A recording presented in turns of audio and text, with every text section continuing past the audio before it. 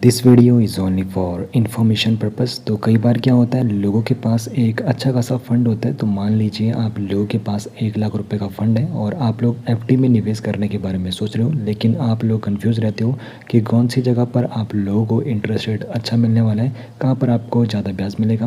तो देखो, सबसे ज़्यादा ब्याज देने वाले बैंकों के बारे में भी बात करेंगे और साथ ही साथ कैलकुलेट करके भी देखेंगे, अगर आप लोग 1 साल या फिर 2 साल या फिर 3 साल के लिए एफडी कर रहे हो तो फिर कहाँ पर आपको ज़्यादा ब्याज देखने को मिलेगा। तो यहाँ पर मौजूदा जो एफडी रेट जो रेंज रहती है 2.60% से लेके 8.60% तक आपको देखने को मिलेगी। साथ ही साथ जब भी आप लोग एफडी करते हो किसी भी बैंक में, तो वहाँ पर 5 लाख DICGC के तहत इंश्योर्ड रहते हैं, यानी कि 5 लाख का जो आपका निवेश रहेगा पूरी तरीके से सुरक्षित रहता है। और यहाँ पे 3 टेन्योर को हम एनालिसिस करने वाले हैं। तो देखो, सबसे पहले एफडी के बारे में जान लेते हैं, जहाँ पर आपको गारंटेड रिटर्न मिलता है, जीरो मार्केट रिस्क आपको यहाँ पर देखने को मिलता है, पूरी सुरक्षा आपको यहाँ पर मिलती है 5 लाख रुपए तक, क्योंकि आपकी जो एफडी होती है DICGC के तहत इंश्योर्ड रहती है। कोई भी मार्केट रिस्क यहाँ पर नहीं रहता है, शेयर बाजार के उतार चढ़ाव का एफडी पर कोई भी असर नहीं पड़ता है। फिक्स रिटर्न आपको यहाँ पर मिलता है। जब आप लोग अपना एफडी करते हो तो उसी वक्त जो रेट रहेगा वो तय हो जाता है और वही आपको मैच्योरिटी के टाइम मिलता है। फ्लेक्सिबल टेन्योर यहाँ पर रहता है 7 दिन से लेकर 10 साल तक की, आप लोग अपनी ज़रूरत के हिसाब से एफडी कर सकते हो। अब देखो, 2026 में एफडी रेट का ओवरऑल पिक्चर यहाँ पर देख लेते हैं। तो सामान्य नागरिकों के लिए एफडी रेट जो रेंज है 2.60% से लेके 8.60% तक है। यहाँ पर सामान्य नागरिक की बात हो रही है तो 18 से 60 उम्र तक के लोगों की बात हो रही है। सीनियर सिटीजन को अतिरिक्त ब्याज मिलता है 0.25 से लेकर 0.75% तक अतिरिक्त ब्याज मिलता है जिनकी उम्र 60 साल से अधिक है। बाकी SFB सबसे ऊपर है। स्मॉल फाइनेंस जो बैंक होते हैं वहाँ पर सबसे ज़्यादा इंटरेस्ट रेट देखने को मिलता है एफडी पर। और PSU जो बैंक होते हैं वो सबसे ज़्यादा सुरक्षित रहते हैं, जिनको सरकारी बैंक भी कहते हैं, क्योंकि यहाँ पे कम रेट है और यहाँ पे भरोसा ज़्यादा रहता है। अब देखो, बैंक कैटेगरी वाइज यहाँ पे तुलना भी कर लेते हैं जुलाई 2026 के अनुसार। तो स्मॉल फाइनेंस जो बैंक है, जिसमें सूर्योदय हो गया, यूनिटी SFB हो गया, AU SFB हो गया, तो यहाँ पे जो अप्रॉक्स जो रेट है, जहाँ पर एफडी अगर कोई करता है तो इंटरेस्ट रेट यहाँ पे 7.10% से लेके 8.60% तक देखने को मिल जाती है। अब आपको पहले यहाँ पे कुछ इन्फॉर्मेशन दे दूँ, जो ये रेट्स है समय समय पर बदलते रहते हैं। तो निवेश आप लोग जब करोगे तो बैंक की ऑफिशियल वेबसाइट पर आप लोग करंट रेट चेकआउट कर सकते हो, उस वक्त कितना इंटरेस्ट रेट मिल रहा है।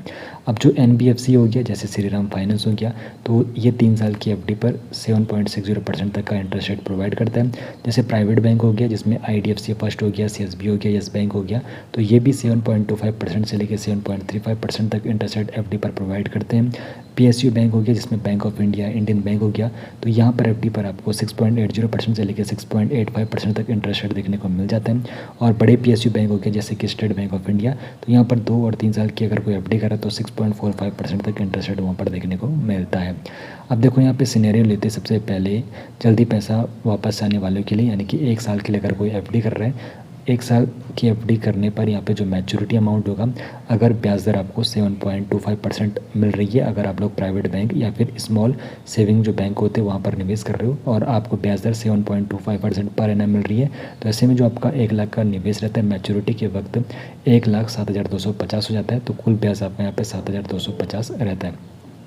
ठीक इसी प्रकार अगर कोई सरकारी बैंक में निवेश कर रहा है, सरकारी बैंक में एफडी कर रहा है, तो वहाँ पर ब्याज थोड़ा कम देखने को मिलता है, 6.85% अगर हम मान के चले, तो ऐसे में जो ब्याज बनेगा 6,08,050 रुपये बनता है। तो 1 साल की एफडी किसके लिए सही है? जिन्हें जल्दी पैसा वापस चाहिए या फिर जो रेट आगे और बढ़ने का इंतजार कर रहे हैं।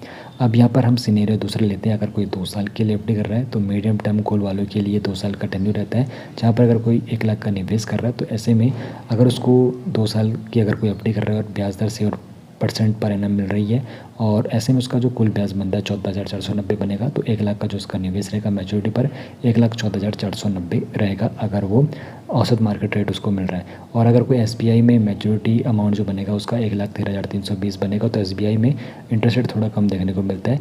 और 2 साल की एफडी किसके लिए सही है? मीडियम टर्म गोल वालों के लिए, जैसे कोई खर्च 2 साल बाद प्लान किया हो।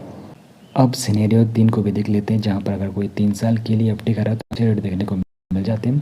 तो यहाँ पर अगर कोई 1 लाख निवेश कर रहा है तो अगर ब्याज दर उसको 7.60% पर एनम मिल रही है तो श्रीराम फाइनेंस की यहाँ पे बात हो रही है एनबीएफसी, तो यहाँ पर जो कुल ब्याज बनेगा 1 लाख के निवेश पर 24,600 का बनता है। ऐसे में मैच्योरिटी जो अमाउंट रहता है 1,24,600 हो जाता है।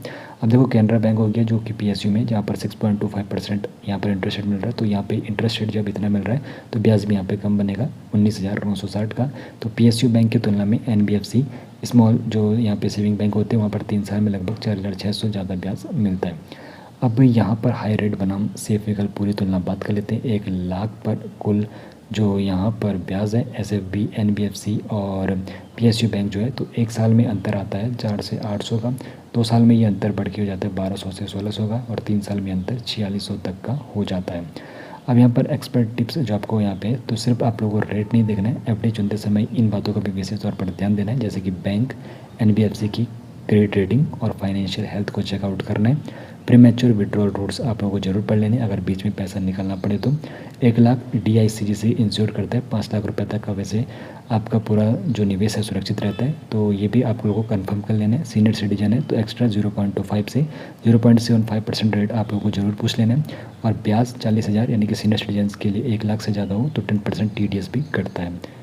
अब यहाँ पर निष्कर्ष क्या निकलता है, तो ज़्यादा रिटर्न चाहिए और थोड़ा रिस्क ले सकते हैं तो 3 साल की एफडी किसी अच्छे स्मॉल फाइनेंस बैंक या फिर एनबीएफसी जैसे श्रीराम फाइनेंस में करें। यहाँ 1 लाख पर करीब 24,600 तक का ब्याज मिल जाता है। लेकिन निवेश से पहले एक बार फिर से कहूँगा, बैंक की ऑफिशियल वेबसाइट पर जाके इंटरेस्ट रेट आपको चेकआउट करना है। बाकी अगर आपकी प्राथमिकता सुरक्षा है तो बड़े प्राइवेट बैंक हो गए और यहाँ पर एक अच्छा बैलेंस देते, सेफ्टी देते और डिसेंट रिटर्न भी आपको मिल जाता है। बाकी आपको एक बार फिर से कहूँगा, जो इन्फॉर्मेशन है ये सिर्फ शिक्षा के उद्देश्य से, निवेश से पहले बैंक की ऑफिशियल वेबसाइट और करंट रेट पर जरूर आप लोगों को वेरीफाई करना है और अपने फाइनेंशियल एडवाइजर से ही आप लोगों को एडवाइस लेनी है।